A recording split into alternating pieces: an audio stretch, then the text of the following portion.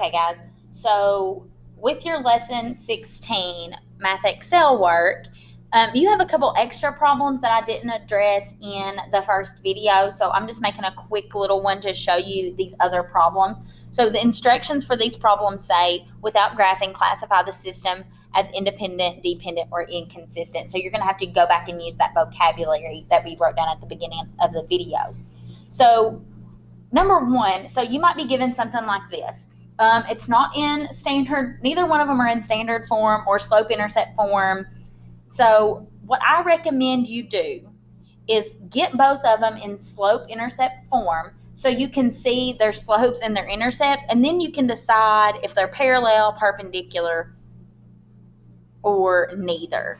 That's kind of the thought process that we're going to think through. They're either going to be parallel and have no solution and be inconsistent, or they're going to be the exact same line, which is dependent, or they're going to be neither of those and have one intersection, which would be similar to perpendicular, but they don't necessarily have to be perpendicular here. So we're going to take this first equation, 12y minus 4x equals 16. All right, I'm going to add 4x to both sides, and I'm going to have 12y equals 4x plus 16. I'm going to divide everything by 12.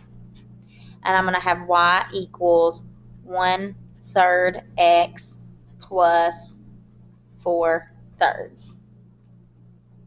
Okay, so that's that first equation. Now I'm going to do the second equation. So this one's close. It's close to slope-intercept form. The only thing I need to do is to divide everything by 15. So I get y equals 1/3 x minus 4/3. Okay?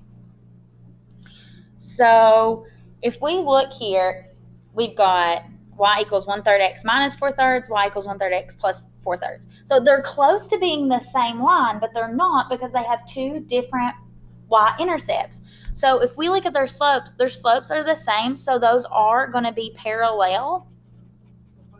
And since they're parallel, that means that there's no solution, and they are, let's see, I'll write that down. So parallel, no solution, so that means that our answer is inconsistent.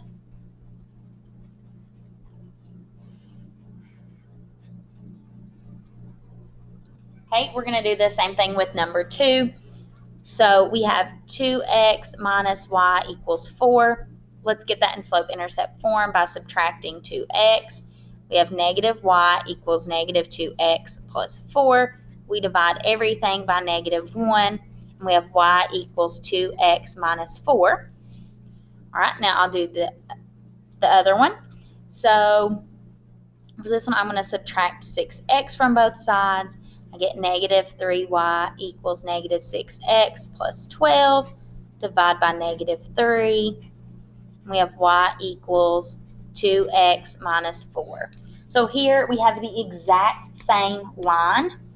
So these are the same line, which means there's infinite solutions. And so our answer is dependent.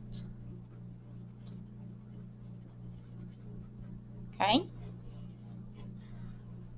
Now, so if you were to rearrange your problems and you were to get two lines, say they weren't parallel and they're not the exact same, then your answer would be independent.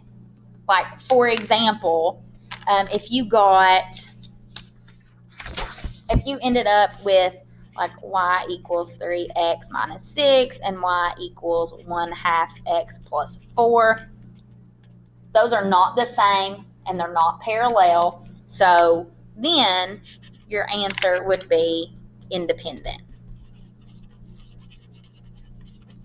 Okay, so this should help you with the last few problems on your Math Excel work. Have a great day.